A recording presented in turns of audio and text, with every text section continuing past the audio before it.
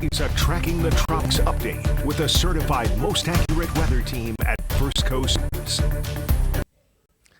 Good afternoon, folks. I'm meteorologist Ross Mumal here with First Coast News and First Coast News Plus. We're giving you an update what is now potential Tropical Cyclone 19. The latest 4 p.m. advisory from the National Hurricane Center just came out on this system. This is an area down in the central and eventually western Caribbean that not only the National Hurricane Center, but also our entire weather team here at First Coast News has been watching really over about the last 4 to 5 days. It's just kind of been a disorganized cluster of some thunderstorms and things like that, but it is gradually intensifying here. Again, this is the latest track, so pretty much going to be taking it due west. Its sustained winds right now are only at about 30 miles per hour, and it's going to head toward Central America, so the Honduras area, Belize, and then eventually the Yucatan Peninsula towards Mexico.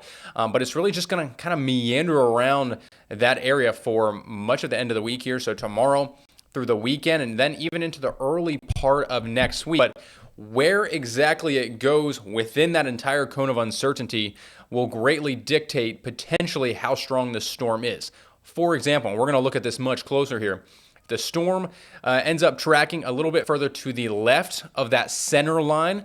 It's going to interact with much more of the land, meaning the storm will generally be much weaker. Now, if the storm tracks a little bit further to the right of that line, so a little bit more of an eastward track, we could see a stronger storm begin to develop right over those very, very warm ocean waters, and the upper air environment is going to be very, very conducive for this storm to develop. So again, for the time being, it's potential Tropical Cyclone 19, but we are expecting this storm to eventually at least become a tropical depression, if not a tropical storm, which then would make it named Sara. So definitely would not be surprised if it becomes Sara by really this time tomorrow even. So we're going to just kind of show you a couple different ingredients we're kind of working with here to help show what exactly is taking place. So we have the cold front that's eventually going to be making its way across the first coast here today and into tomorrow. That's going to bring us the cool down for the weekend. So a lot of dry air is going to be in place across much of the northern and central Gulf and pretty much all of the Florida Peninsula. But we're going to have this surge of tropical moisture up out of the western Caribbean, across Mexico, and into the Gulf of Mexico by really late Monday and then into Tuesday and Wednesday. Now, the other key thing here is going to be, you see, just off to the north of that, we're going to have a cold front and a pretty strong upper-level trough digging down across the lower southern plains, down across the deep south, and then eventually towards the deep southeast, down towards southeast Georgia and northeast Florida. That cold front and the speed at which it comes on through will definitely dictate, how quickly it picks up this potential tropical storm or system and eventually then moves it off towards the east. Now, this latest model, I believe this is the American GFS model, kind of shows the really trough and drier air and the cold front all combined together, kind of just ripping apart the system. So the tropical system was already going to be a little bit weaker. This track takes it a little bit further west over Central America and Mexico, so that land interaction is going to break it up a little bit. And then once this trough kind of rolls on through and that cold front picks it up and drags it to the northeast, it's going to be greatly weaker. Now, again, this is just what one model is trying to depict or show, so this is not necessarily going to be exactly what happens, but it is good news that this is a trend that we've been really seeing here over about the last 2 to 3 model runs. Here's a different way to show it to you. So I mentioned the upper air patterns very, very conducive for development. Just off to the north of this potential low pressure system and tropical system, our upper level flow is going to be clockwise. So you can see those winds or those wind barbs rotating in a clockwise formation. That's going to be an upper level high pressure. So you need a strong low pressure at the surface, but also a very strong high pressure aloft in the atmosphere. And that's just off to the northwest and north of this system. That's going to be kind of where the tropical system's going to want to move to. That's going to allow it to grow vertically and intensify much, much more with that vertical height. But again, it might be limited depending on how long this system tracks over land. Again, this current model takes it right over the Yucatan with the storm interacting with some of that higher terrain there, not going to be over those very, very warm ocean waters. That's going to, weaken the storm. It's not going to be having nearly as much fuel to feed itself and to grow off of. Another point being the waters very, very close, to the shoreline are going to be significantly cooler than they are several miles offshore. So that's also something to keep in mind as we watch to see where that center of the track is really going to be. If it's just right along the coastline or onshore, much weaker. If it's a little bit further east, it's out over those open, very, very warm ocean waters yet, it could strengthen pretty quickly. So we're talking about whether, if it's over land, it could just be a tropical depression or tropical storm and bring a ton of rain to Central America and Mexico, or if it's a little further east, it stays out over the open waters and eventually tracks up through the Yucatan Channel there between Mexico and Cuba. We could be talking about, a category 2, 3, maybe even 4 hurricane, depending on how quickly that storm intensifies. But again, the upper level system, it's going to be that big dip in the jet stream, that trough digging across the central part of the country. That's eventually what is going to pick this system up and then pull it off to the northeast. So really the big uncertainty is going to be past the weekend and as we look ahead to next week. So here's just a kind of another way to depict it. You got your American GFS model there in that kind of purplish blue color, and then the European green color there. And again, they both kind of just show it meandering around down in the Western Caribbean. Some model runs have it a little bit further east, some have it a little bit further west, but nonetheless, it's going to just kind of hug the shoreline there down in the far Western Caribbean. Then as you head into early next week, that's when you see the big divide between what both of these models are trying to show. The European one over the last several runs has had it intensify a little bit quicker once it moves back out over the southern Gulf of Mexico and actually kind of moves it a little bit quicker towards Florida, which would not be good news for us. You can see it has a few more rings around it there. That would mean a stronger storm eventually making landfall in Florida sometime the middle of next week. A lot of models are pretty consistent. It'll be somewhere around Wednesday, give or take 12 hours or so.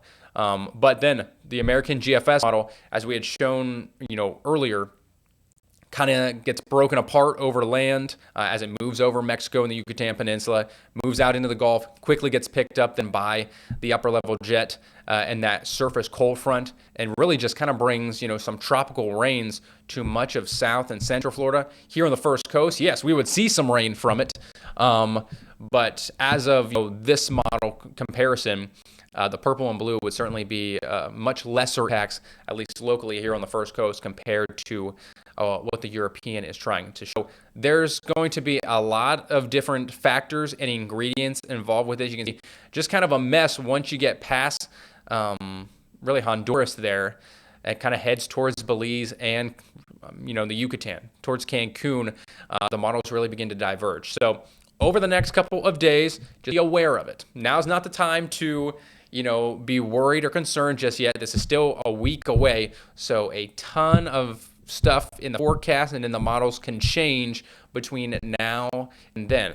We're looking at a lot of different factors, not only what's happening down in the Western Caribbean and where this storm actually tracks just within this area, but also how quickly is that cold front to make its way through. The cold front off to the northwest that we're going to be tracking, that will dictate how quickly the storm reaches us, potentially the intensity it still has. The system can often also entrain a lot of drier air on the backside, that northwest side of the storm. So it could be, a hurricane in the Gulf once the cold front reaches it and, it's pulling it towards Florida. But that drier air kind of gets entrained on the backside, begins to break it apart. Obviously, dry air is not conducive for a tropical system.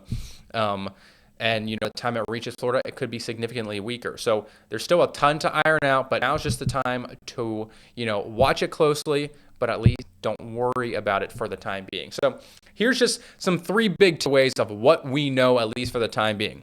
The storm is currently in the Western Caribbean in an area that is very conducive for tropical storm development and potentially rapid intensification. Very warm ocean water, still in the mid-80s down there. And that upper level high pressure system had that clockwise rotation would also be very helpful and conducive for that storm to grow vertically and still intensify. So rapid intensification, although it's not certain, is still certainly going to be a possibility there. A farther westward track of the storm over land would be very good for everyone across Florida, especially us here across the First Coast. That would generally lead to a much weaker storm, not spending nearly as much time over very, very warm ocean waters.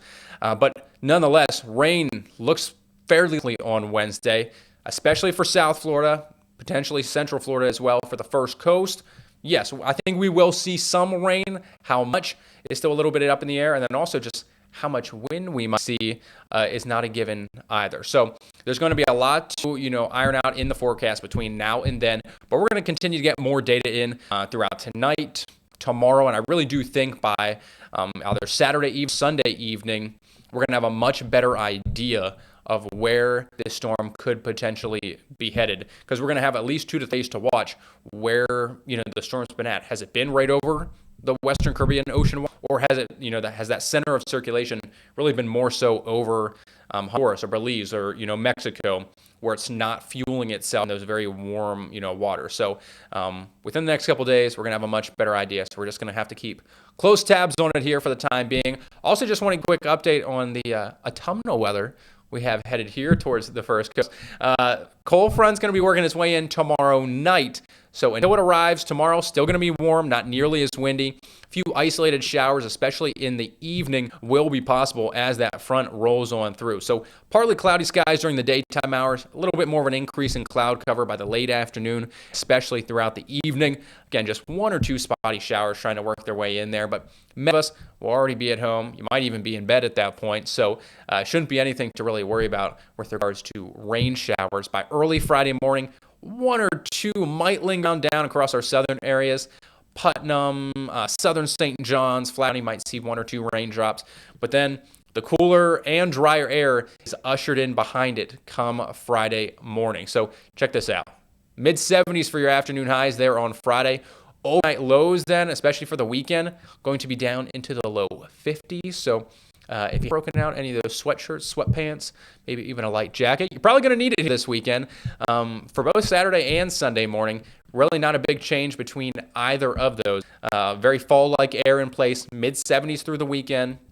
Sunny skies, dry weather, so really nothing to be concerned about locally weather-wise here over the weekend. Besides, we will continue to still see some high rip currents at the beach. Tides could be about 1 to potentially even 2 feet higher than normal through at least tomorrow, or at least Friday, I should say. So keep that in mind if you do live along the intercoast or any of our waterways or deltas, or maybe if you're just heading out to the beach and trying to surf waves out there. But then by the middle of next week, that's when we're going to be watching for that potential tropical system to make its way towards us. So here's another look at that system. And the cluster of thunderstorms slowly beginning to organize. You can kind of see those brighter reds and white colors just off to the southwest of Jamaica. That's kind of on the western side of that center of circulation. So it's going to take a while for this storm to really, pump up and grow significantly. So we're only expecting it to be a tropical storm by tomorrow, Saturday at the latest. It's going to hang out down in the Caribbean for the next several days. So nothing is imminent. You're going to have at least a week. Again, this is at least 6 to 7 days away from any potential local impacts. And you got to stay a little bit hopeful, right? We've already had 3, hurricanes make landfall in Florida this year. Hopefully, we don't have another one. So I think that is all I have for you here tonight. Again, I am meteorologist Ross Mumal. I appreciate you tuning in to this Talkin' Tropics update here on First Coast News Plus. We'll have much more for you coming up later on this evening on air and online. But until then, take care.